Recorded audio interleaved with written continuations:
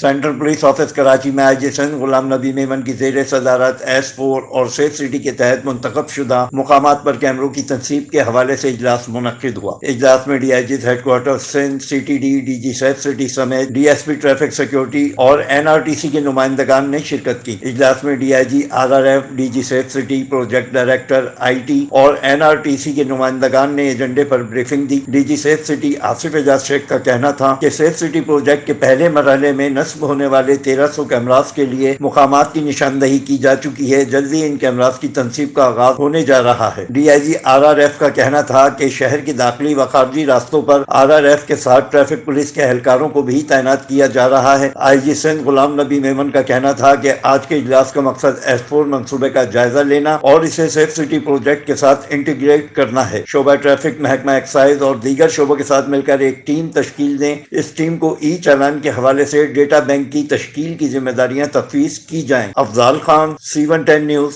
Karachi. C110 news, خبر کی اصل خبر۔